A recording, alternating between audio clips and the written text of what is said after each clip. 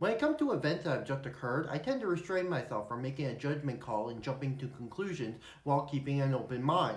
For these are developing stories and more information may become available. With that being said, I've been seeing tons and tons of people adamantly claim ICE did nothing wrong in Minneapolis and the unaliving of Renee Good was perfectly justified. Now, to anyone who confidently supports this narrative, could you please explain why? Because based on all the footage and information I've looked at and read objectively, it so far doesn't look very good for ICE. For it looks and sounds like ICE wasn't being competent and handled the situation very sloppily. Let me explain. The first pro-ICE argument is that Good should have simply complied with ICE when they demanded she exit the vehicle. However, according to a witness, Good was receiving conflicting orders about either getting out of the vehicle or driving away. And adding conflicting orders to an already chaotic and tense situation is a recipe for disaster. Especially in this case because Good is disobeying orders no matter what she does.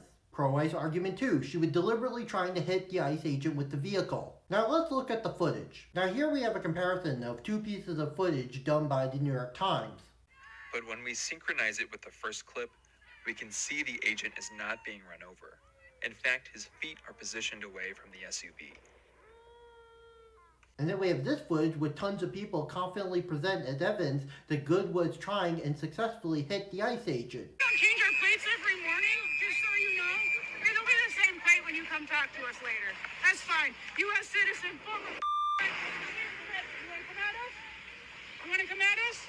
I say go get yourself some lunch, big boy. Go ahead. Out of the car. Get out of the car. Get out of the car. Whoa!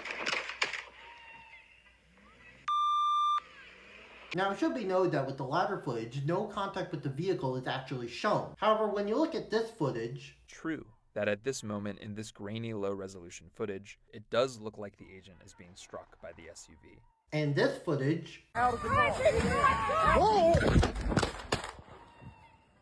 it appears the ICE agent was standing at the side in front of the left headlight and at most was grazed by the vehicle, and not directly in front of it as many are implying. And pro-ICE argument number 3, the ICE agent was justified in unaliving Good because he didn't know her intentions and he appropriately exercised deadly force. Only problem with that argument is that if you go to ICE's website and look at their guide regarding use of force and restraints, deadly force may be used only when an officer has probable cause that the detainee poses an imminent danger of death or serious physical injury to the officer or to another person, and deadly force may not be used solely to prevent the escape of a fleeing suspect. And if you go to the Justice Department's website and look at their manual regarding the use of force, it says deadly force may not be used solely to prevent the escape of a fleeing suspect. And specifically, firearms may not be discharged at a moving vehicle unless 1. A person in the vehicle is threatening the officer or another person with deadly force by means other than the vehicle, or 2. The vehicle is operated in a manner that threatens to cause death or serious physical injury to the officer or others,